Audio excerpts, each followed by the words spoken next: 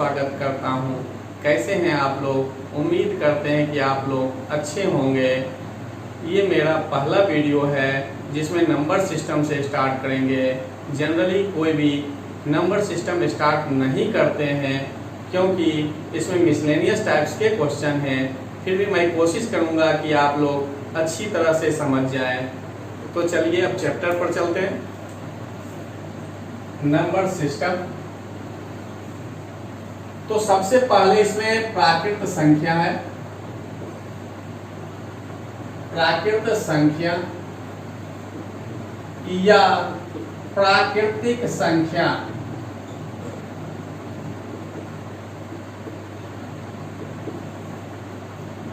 Natural number.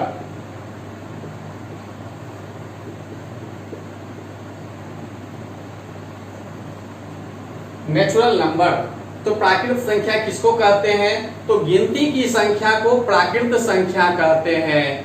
Example 1 2 3 4 5 से लेके infinity तक। तो प्राकृत संख्या को धन पूर्णांक संख्या भी कहते हैं। तो सबसे छोटी प्राकृत संख्या कहा जाए तो क्या है? 1। और सबसे बड़ी प्राकृत संख्या पूछा जाए तो इंफिनिटी। तो प्राकृत संख्या का मतलब समझ गए कि गिनती की संख्या को क्या कहते हैं? प्राकृत संख्या। अर्थात धन पूर्णांक संख्या को क्या कहते हैं? प्राकृत संख्या। तो अब जो है इस पर कुछ फॉर्मूला है। पहला आपका है प्रथम n प्राकृत संख्याओं का योगफल n इंटू n प्लस 1/2। दूसरा फॉर्मूला है प्रथम n प्राकृत संख्याओं के वर्गों का योगफल n into n plus 1 into 2n plus 1/6। तीसरा है प्रथम n प्राकृतिक संख्याओं के घनों का योगफल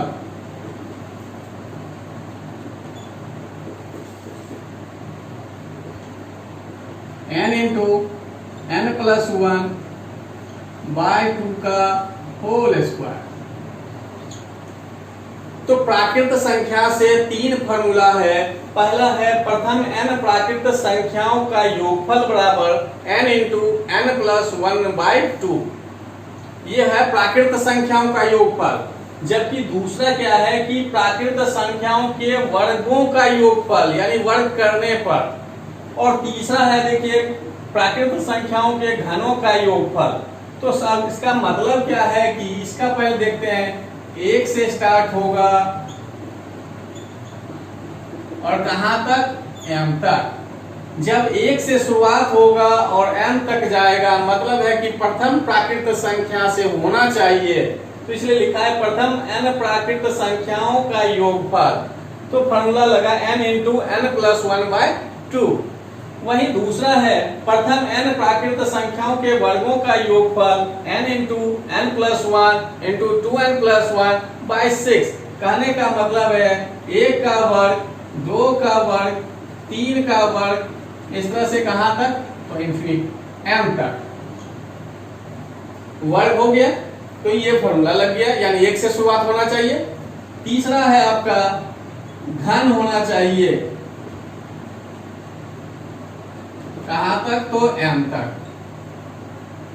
यानी 1 से हमेशा प्राकृत संख्या का मतलब 1 से शुरुआत होता है। ये फॉर्मूला तभी काम करेगा जब आपका 1 से शुरू होगा। तो है प्राकृत संख्या का जो फॉर्मूला लिखा है इस पर कुछ एग्जाम्पल देखते हैं। पहला प्रथम 50 प्राकृत संख्याओं का योगफल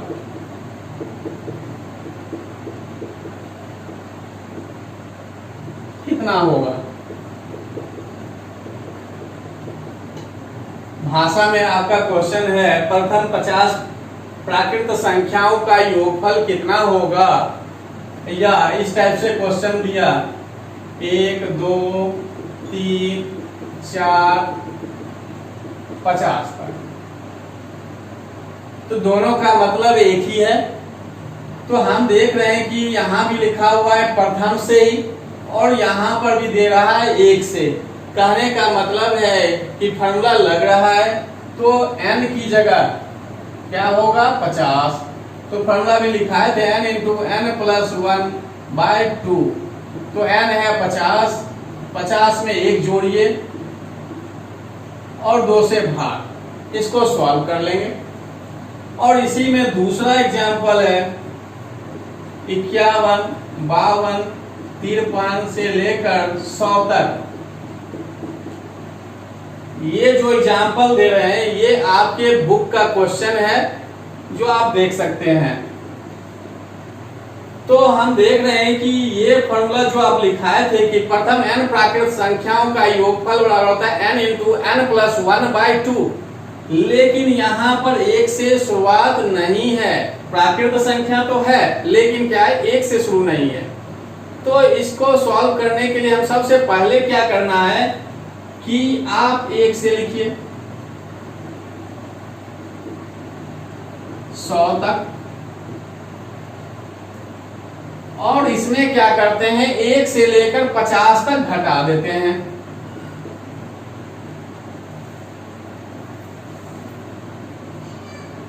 तो पहले समझते हैं कि क्या कंडीशन हो रहा है।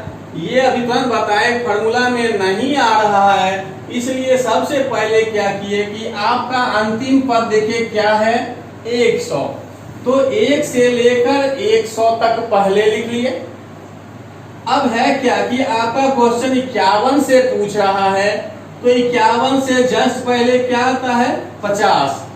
तो क्या किए 1 से लेकर 50 तक अलग जोड़ लेते हैं और दोनों को घटा देते हैं। यानी कहने का मतलब 1 से लेकर 100 तक पहले जोड़ लिए, फिर 1 से लेकर 50 तक जोड़ लिए, और 1 से 50 जो है 1 से 100 तक में घटा दिए। तो इससे क्या होगा कि बचेगा आपका 51 से लेकर 100 तक। अब देखिए ये फॉर्मूला में आ गया 1 से, ये भी शुरू है, देखिए यहाँ भी 1 से शुरू है। तो n कितना है 100, इसमें देख रहे हैं 100 है तो दिए 100 में 1 जोड़ेंगे 2 से भाग, और इस टर्म के लिए क्या है n 50। तो 50 में 1 जोड़िए 2 से भाग, बीच में माइनस है माइनस कर दिए। तो ये निकल जाएगा 51 से लेकर 100 तक के प्राकृत संख्याओं का योग का। दूसरे फार्मूला का की ओर चलते हैं। प्रथम 10 प्राकृत संख्याओं के वर्गों का योगफल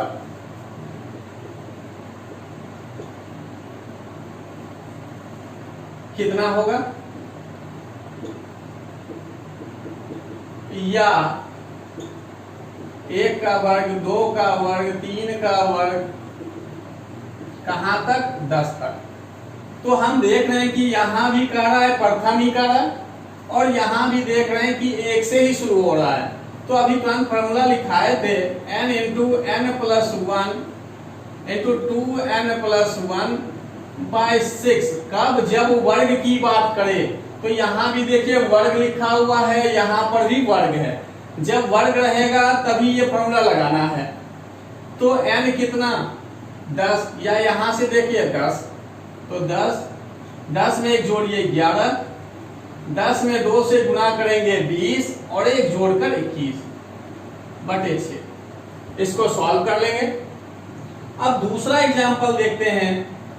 11 का वर्ग, 12 का वर्ग, 13 का वर्ग, इस टाइप से 20 तक का। ये भी आपके बुक का ही क्वेश्चन है जो अभी सॉल्व कर लेते हैं। तो जस्ट अभी बताए कि ये फॉर्मूला काम तब करेगा जब 1 से शुरू होगा। यहाँ 1 से शुरू नहीं है तो पहले हम उस टर्म में चेंज करते हैं। तो सबसे अंतिम पद क्या है 20। तो 1 से लेकर पहले 20 तक को जोड़िए।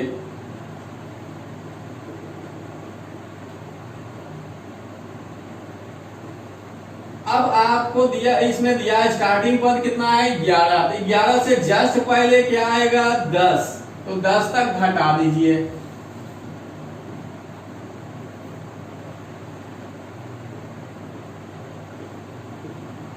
आप देखते हैं कि ये भी 1 से शुरुआत हो रहा है, ये भी 1 से शुरू हो रहा है। तो देखिए फार्मूला में चेंज हो गया। जब इस टाइप का क्वेश्चन दे तो सबसे पहले उसको उस फार्मूला के रूप में चेंज करना है, जैसा ये कर रहा है। तो इस 1 से स्टार्ट करते 20 तक का अंतिम पद आपका कितना दिया है 20 दिया हुआ है। और 20 तक, लेकिन यहाँ शुरुआत कितना से 11 से, तो 11 तक ही लेना है। तो 11 से जस्ट पहले क्या है 20, 11 से जस्ट पहले क्या है 10। तो 1 से लेकर 10 तक दोनों को जोड़ लेंगे अलग अलग और उसके बाद घटा देंगे। तो n कितना 20, फार्मूला लगाइए 20, n में एक जोड़ना है 21, 2 को n से गुना करना है तो 40 और 1 जोड़कर 41/6। अभी 10 तक के लिए तो अभी जस्ट बता ही थे, तो यही है 10 गुना 11 गुना 21/6। तो प्राकृत संख्या का योगफल तो देखे ही, अब वर्गों का योगफल देख लिए। एक और क्वेश्चन आपके बुक में दिया है, उसको भी सॉल्व कर लेते हैं।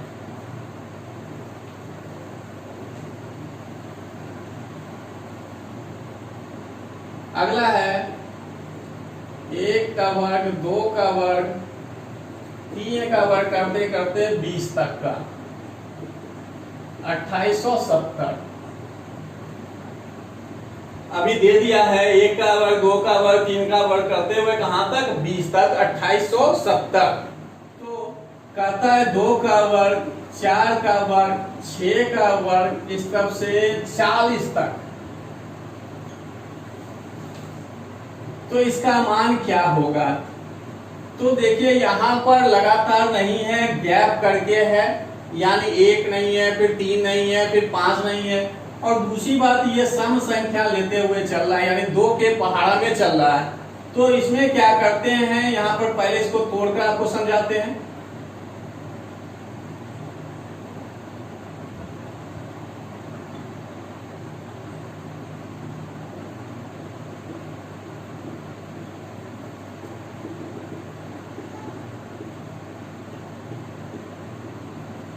पहले तो जो दिया है उसको तोड़ दिए, 2 को तोड़े 1 गुना 2, 4 को तोड़े 2 गुना 2, 6 को तोड़े 2 गुना 3, इस तरह से 40 को तोड़े 2 गुना 20।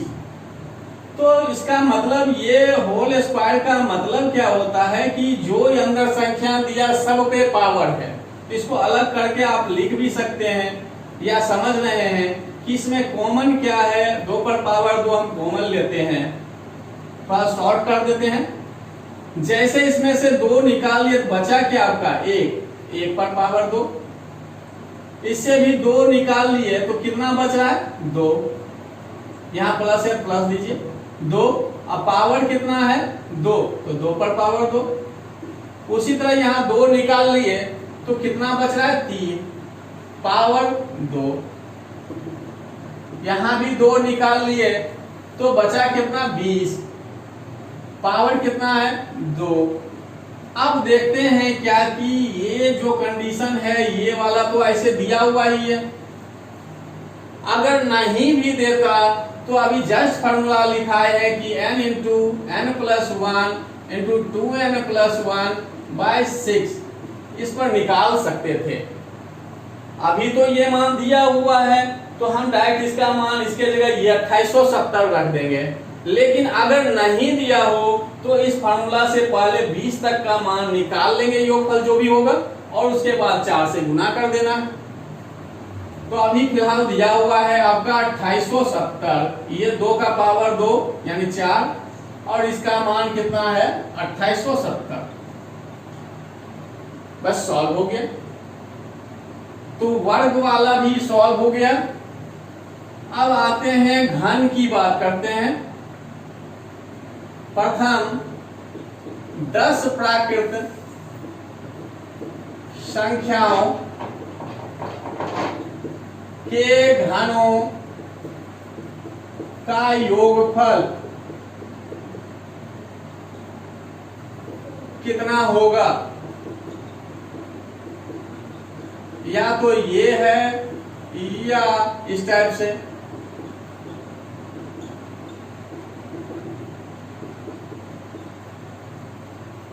एक का घन, दो का घन, तीन का घन, इस तरह से जोड़ते हुए कहां तक, 10 तक। तो ये भी एक से शुरुआत है और यहां भी लिखा हुआ है प्रथम। एक से शुरुआत का मतलब प्रथम प्राकृत संख्या हो गया और लगातार है ही। तो फॉर्मूला लिखा है n इंटू n प्लस 1/2 का होल स्क्वायर। जब घन की बात आएगा तो ये फॉर्मूला लगेगा। n कितना, 10, इससे चले देखिए 10, तो 10 में एक जोड़ेंगे 11, नीचे 2 है 2 कर दिए, यानी 55 का जो है वर्ग हो गया। अगर दूसरा फॉर्मूला देखते हैं, दूसरा एग्जांपल देखते हैं, दूसरा एग्जांपल देखते हैं। 11 का घन, 12 का घन, 13 का घन, इस टाइप से 20 तक या 16 तक ही देखते हैं। अभी 16 तक देख रहे हैं। जस्ट बताएं कि हमेशा ये फॉर्मूला लगता है जब प्रथम प्राकृत संख्या से शुरू हो। प्रथम प्राकृत संख्या मतलब 1 से। तो देखिए 1 से ये शुरू नहीं है, तो इस फॉर्मूला में चेंज हो जाए, इसके लिए हम सबसे पहले क्या करते हैं, अंतिम पद तक जोड़ते हैं।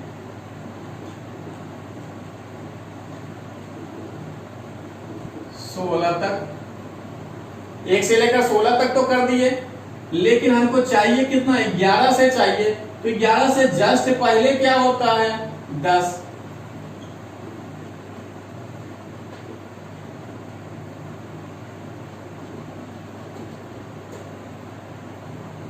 यानी जहां तक अंतिम पद जो दिया है तो 1 से लेकर उतना कर लेंगे, और आपका स्टार्टिंग जो है उससे जस्ट पहले जो संख्या आएगा वहां तक अलग जोड़ लेते हैं, उसके बाद दोनों को घटा दीजिए, आपका आंसर आ जाएगा। तो देखिए ये भी 1 से शुरू है, ये भी 1 से शुरुआत हो ही गया दोनों में। तो फॉर्मूला लगाइए, n की जगह 16, 16 में एक जोड़ेंगे 17, 2 से भाग का होल स्क्वायर। इसमें n कितना, 10, तो 10 में फिर एक जोड़े 11, 2 से भाग का स्क्वायर। तो इस तरीका से प्राकृत संख्या में 3 फॉर्मूला आया, तीनों का एग्जाम्पल देकर आपको समझा दिए। अब इससे कोई रिलेटेड कोई फॉर्मूला भी नहीं है।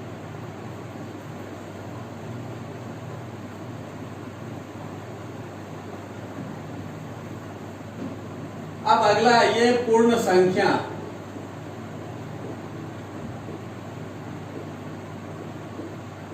होल नंबर,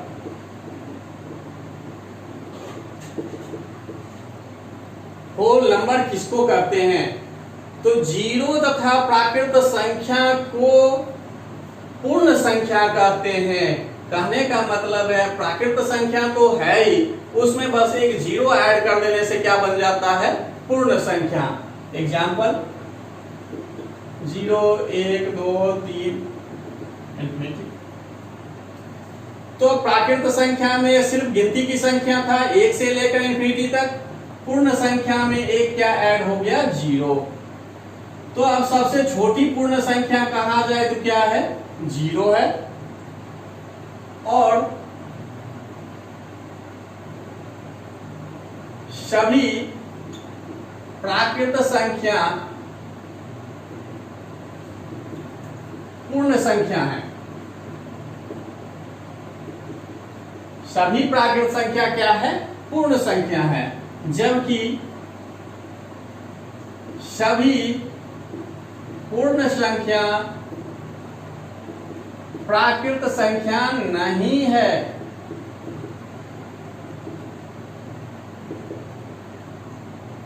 सभी प्राकृत संख्या क्या है? पूर्ण संख्या है। अभी जस्ट बताया जीरो तथा प्राकृत संख्या को ही पूर्ण संख्या कहते हैं। तो प्राकृत संख्या तो पूर्ण संख्या होना ही है, लेकिन कहता है कि सभी पूर्ण संख्या प्राकृत संख्या नहीं है। अपवाद कौन सा है? जीरो, क्योंकि जीरो जो है प्राकृत संख्या नहीं है। दूसरी बात देखते हैं, किसी भी संख्या को अगर जीरो से गुणा किया जाए तो गुणनफल क्या होगा? जीरो। किसी भी संख्या को जीरो से गुणा करते हैं तो गुणनफल हमेशा क्या होता है? जीरो मिलता है। और किसी भी संख्या में जीरो से भाग दे तो भागफल क्या होगा? इन्फिनिटी, यानी भाग लगेगा ही नहीं, जो पता चलेगा क्या होगा नहीं होगा भागफल।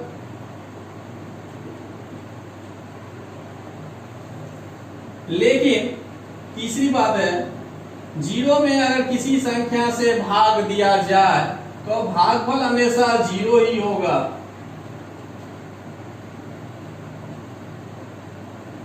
जीरो में किसी संख्या से भाग दिया जाए तो भागफल हमेशा क्या होता है? जीरो होता है। तीसरा है पूर्णांक संख्या, इंटीजर्स नंबर।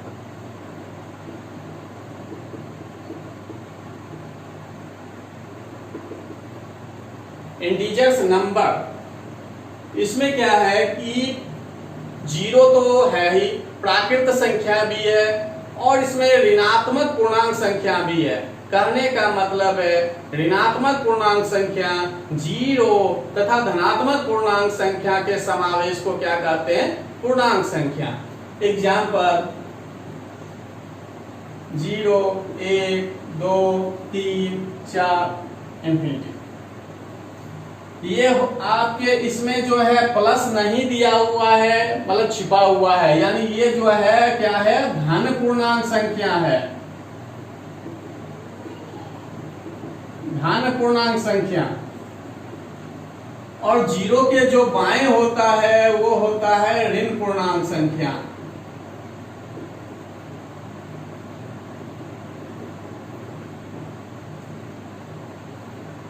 ये जो भी आगे में माइनस का चिन्ह लग गया वो क्या है? ऋण पूर्णांक संख्या।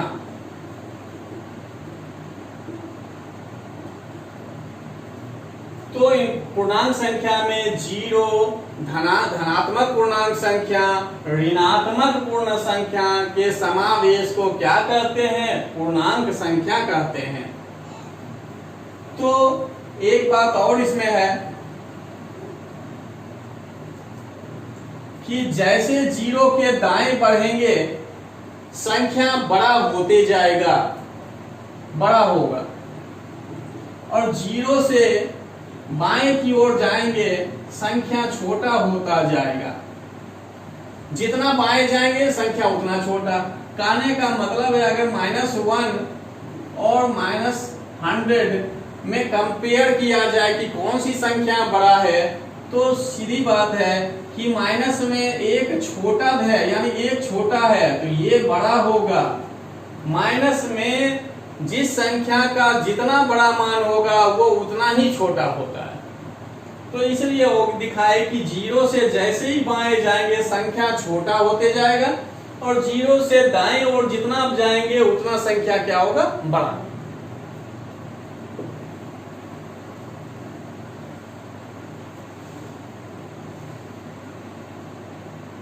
अब है परिमेय संख्या।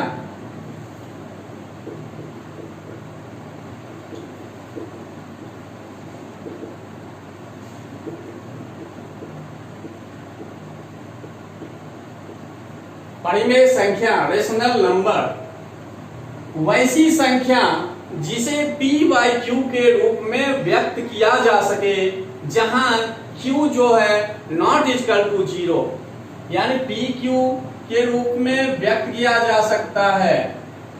ये क्या है? पूर्णांक संख्या तो है ही, वैसी पूर्णांक संख्या जिसे p बाई क्यू के रूप में व्यक्त किया जा सके और q नॉट इक्वल टू क्या हो? 0 हो। परिमेय संख्या का ये है एग्जाम्पल 1/2, 2/3, 4/5 वर्गमूल 22/7 इस टाइप से। एक और बात है परिमेय संख्या में, परिमेय संख्या का दशमलव विस्तार मान शांत होता है।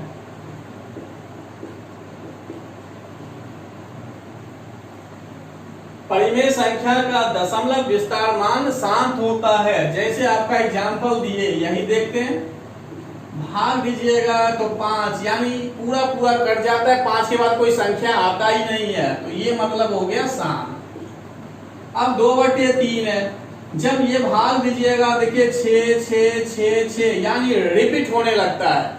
जब दशमलव के बाद कोई भी अंक बार बार रिपीट होना शुरू हो जाता है तो मतलब है कि ये भी क्या है, शांत है। अब 22/7 को देखते हैं, भाग आप देकर देखिए, 22 में 7 से भाग देकर देखिए, ये मान आएगा, फिर यही रिपीट होना शुरू हो जाएगा। आप 22 में 7 से भाग दीजिए, 3.14287 आएगा, फिर देखिएगा रिपीट होना शुरू हो जाएगा, 14287, फिर 14287। इसका मतलब है कि ये क्या है, शांत है। तो परिमेय संख्या कहते हैं किसको, वैसी पूर्णांक संख्या जिसे p/q के रूप में व्यक्त किया जा सके जहां q not equal to 0। Example ये है, तो परिमेय संख्या का दशमलव विस्तार मान क्या होता है, शांत होता है। जैसे एग्जाम्पल में देखे, या तो पूरा पूरा भाग लग जाए या किसी अंक के बाद वो रिपीट होना शुरू हो जाए, तो उसको भी क्या बोलते हैं, शांत। तो ये परिमेय संख्या हो गया।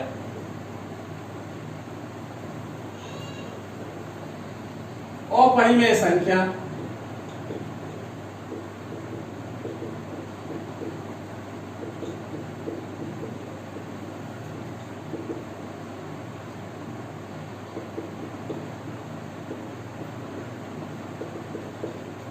अपरिमेय संख्या, इससे बस एक क्वेश्चन एग्जाम में पूछता है, वो बता देते हैं। तो सबसे पहले इसमें कंडीशन था परिमेय संख्या में कि वैसी पूर्णांक संख्या जिसे p/q के रूप में व्यक्त किया जा सके, और परिमेय संख्या में क्या है कि p/q के रूप में व्यक्त नहीं किया जा सके। q नॉट इक्वल टू 0 तो उसमें भी था, इसमें भी है, लेकिन सबसे मोस्ट कंडीशन क्या है, p/q के रूप में व्यक्त नहीं किया जा सके। और इसका मान दशमलव विस्तार मान क्या होता है,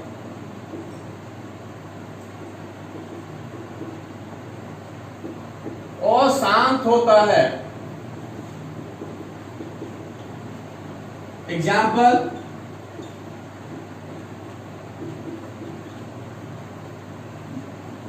पाई एग्जाम्पल में है, जब इसका वर्गमूल दे निकालिएगा, देखिएगा दशमलव के बाद कहीं भी रिपीट नहीं होता है। और ये है आपका पाई। तो एग्जाम में यही पूछता है कि पाई कैसी संख्या है, या पाई क्या है। ऑप्शन में दिया रहेगा परिमेय संख्या और परिमेय संख्या, इस टाइप से और भी दे देगा, तो ये क्या हो जाएगा, और परिमेय संख्या।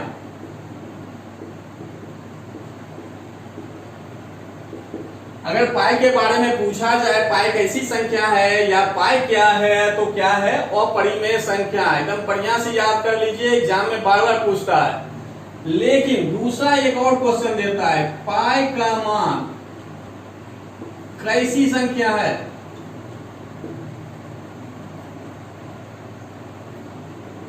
क्वेश्चन को थोड़ा सा घुमा कर देगा कि पूछेगा कि पाई का मान कैसी संख्या है, तो अभी पाई के बारे में नहीं कह रहा है, बल्कि पाई के मान के बारे में कह रहा है। पाई का मान कैसी संख्या है, तो पाई का मान क्या होता है, पाई का मान क्या है, 22/7। और पता है कि 22/7 कैसी संख्या है, परिमेय संख्या है। जस्ट एग्जाम्पल में बताए थे, पाई का मान 22/7 है, और ये कैसी संख्या है, परिमेय। तो ध्यान रखना है, पाई के बारे में पूछा जाए, किसी भी तरह से पूछे, आंसर आपको देना है। पाई कैसी संख्या है तो अपरिमेय, पाई क्या है तो अपरिमेय संख्या है। पाई का मान कैसी संख्या है, जब मान की बात करें तो क्या देना है, परिमेय संख्या। आज के वीडियो में बस इतना ही रखेंगे, अगली वीडियो में फिर इसको कंटिन्यू करेंगे। ये मेरा पहला वीडियो है, इसलिए हो सकता है कहीं टेक्निकल प्रॉब्लम के कारण कमी आया हो या कहीं कोई सुधार की गुंजाइश हो, तो आप लोग कमेंट बॉक्स में जरूर लिखिए, जिससे कि हम अगली वीडियो में सुधार करके पेश करें आपके पास। यदि वीडियो अच्छा लगे तो लाइक कीजिए और अधिक से अधिक शेयर कीजिए, जिससे ज़रूरतमंद स्टूडेंट के पास पहुंच जाए। और मेरे चैनल को सब्सक्राइब कर लीजिए, बेल आइकन पर क्लिक कर लीजिए, जिससे कि नया कोई भी वीडियो अपलोड करें तो तुरंत आपके पास नोटिफिकेशन चला जाएगा। धन्यवाद।